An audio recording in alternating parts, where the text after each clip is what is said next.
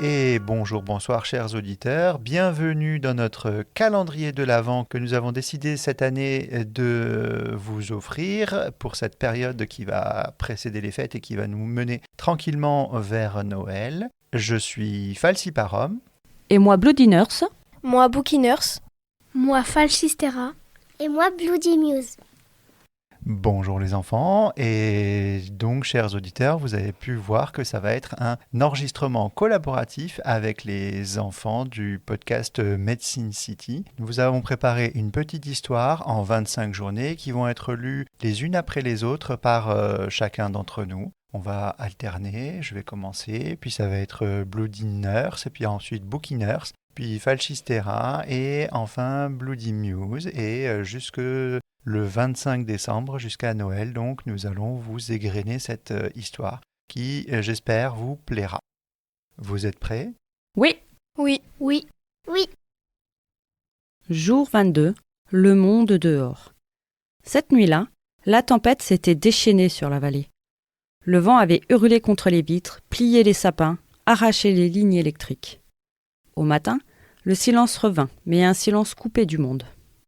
L'hôpital n'avait plus ni téléphone ni route praticable. Les villages alentours étaient ensevelis sous la neige. Ils étaient seuls. Sophie arriva, bonnet enfoncé sur la tête, le visage rouge de froid. « Tout est bloqué, même le chasse-neige du bourg a abandonné. On est une île. » Élise haussa les épaules avec un calme étonnant. « Alors on fera comme en 1950, on tiendra jusqu'à Noël. » Elle le dit sans réfléchir, et aussitôt un frisson la parcourut. C'était exactement ce qu'Antoine avait écrit dans sa dernière note avant de mourir. La journée fut longue. Les générateurs tinrent bon, mais la lumière vacillait. Dans le couloir, les patients parlaient bas, comme dans une chapelle. Chaque étage semblait battre au même rythme, uni par la neige et l'attente. Vers la fin de l'après-midi, un grondement se fit entendre au loin. Un éboulement ou un coup de vent. Un éboulement ou un coup de vent ? Les fenêtres tremblèrent, puis tout s'éteignit. La pénombre avala les murs. Élise attrapa une lampe frontale, vérifia chaque chambre. Tout allait bien, jusqu'à la dernière porte, celle du bureau du chef. Elle frappa, pas de réponse. Elle entra. Le bureau était plongé dans une semi-obscurité. Le chef se tenait debout, immobile, les yeux fixés sur la verrière. « Regardez », dit-il simplement.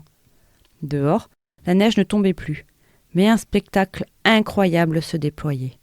Au loin, sur la pente de la montagne, des dizaines de petites lumières s'allumaient, comme des veilleuses dans la nuit. Les patients, les soignants, tous s'étaient regroupés près des fenêtres, bouche bée. « C'est des bougies », souffla Élise. « Ou plutôt, des âmes. » Le chef hocha la tête, ému malgré lui. « On dirait qu'il nous entoure, ce Duroc, qu'il veille encore. » Dans le silence, une seule voix d'enfant s'éleva au fond du couloir. Timéo, chantant doucement le refrain qu'il avait entendu dans les murs quelques jours plus tôt. « Dona nobis pacem » Les lumières extérieures semblèrent palpiter au rythme de sa voix. Puis, lentement, la centrale électrique du village reprit. Un par un, les néons se rallumèrent. Quand Élise baissa les yeux, une carte dorée reposait sur le rebord de la fenêtre, couverte d'un fin givre scintillant. 21e lumière demain. Quand tout s'éteint autour, c'est qu'il faut apprendre à briller de l'intérieur. Elle la lut à voix haute. Et, dans le reflet de la vitre, il lui sembla voir, juste derrière elle, Antoine, son sourire tranquille, sa main posée sur son épaule, avant que le vent n'efface à nouveau son image dans la neige.